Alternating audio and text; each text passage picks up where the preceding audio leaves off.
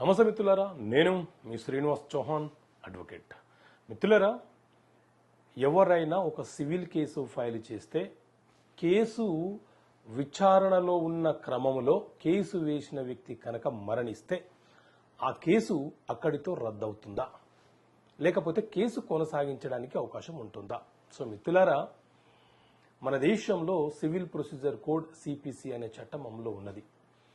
ఈ CPC civil procedure code చట్టం ఏం చెప్తుంది అనంటే, ఏవైనా సివిల్ వివాదాలు అనగా భూమికి సంబంధించిన వివాదాలు, డబ్బుకు సంబంధించిన వివాదాలు, అగ్రిమెంట్లు కాంట్రాక్ట్లకు సంబంధించిన వివాదాలు, ఇద్దరు వ్యక్తుల మధ్య లేకపోతే ఒక సమూహం మధ్య ఏదైనా ఒక వివాదం వచ్చినప్పుడు మనము డైరెక్ట్గా అంటే ఎవరైతే నష్టపోతున్నారో వాళ్ళు అంటే బాధితులు డైరెక్ట్గా న్యాయస్థానంలో సిపిసి సివిల్ ప్రొసీజర్ కోడ్ ప్రకారంగా కేసు ఫైల్ చేసుకునే వెసులుబాటు వాళ్ళకు ఉంటుంది. సో న్యాయస్థానము ఈ వివాదంలో ఎవరు బాధితులు, ఎవరికి అన్యాయం జరిగింది అనే దానిని సిపిసి చట్టం ప్రకారంగా న్యాయస్థానం విచారణ చేస్తుంది. అయితే కేసు ఫైలు చేసిన వ్యక్తి లేకపోతే ఎవరి మీద అయితే కేసు ఫైలు చేశామో ఆ వ్యక్తులు మరణిస్తే ఈ సిపిసి చట్టంలో ఉన్నటువంటి సెక్షన్స్, ఆర్డర్స్ 158 సెక్షన్లు ఉంటాయి, 51 ఆర్డర్లు ఉంటాయి.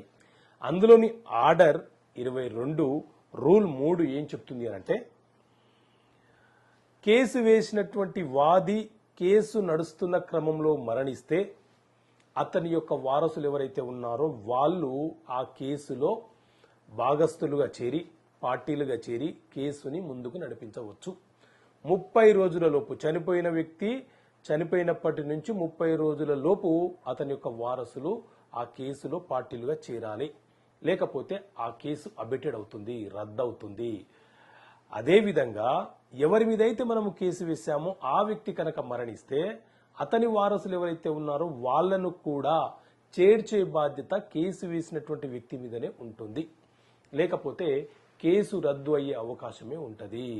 కానీ ఒక 2 కేసుల విషయాల్లో మాత్రము మనము వారసులను చేర్చడానికి అవకాశం లేదు. ఒకటి, పరువు నష్టానికి సంబంధించి ఎవరైనా ఒక వ్యక్తి నా పరువుకు భంగం కలిగింది అని చెప్పి కేసు ఫైల్ చేస్తే ఈ వ్యక్తి మరణిస్తే ఇతని యొక్క వారసులు ఇందులో పార్టీలుగా చేరడానికి అవకాశం లేదు.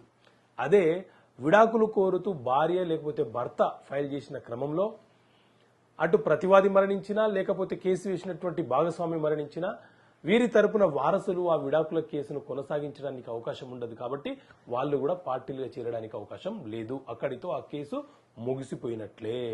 ఓకే మిత్రులారా, థ్యాంక్ యూ. జై హింద్.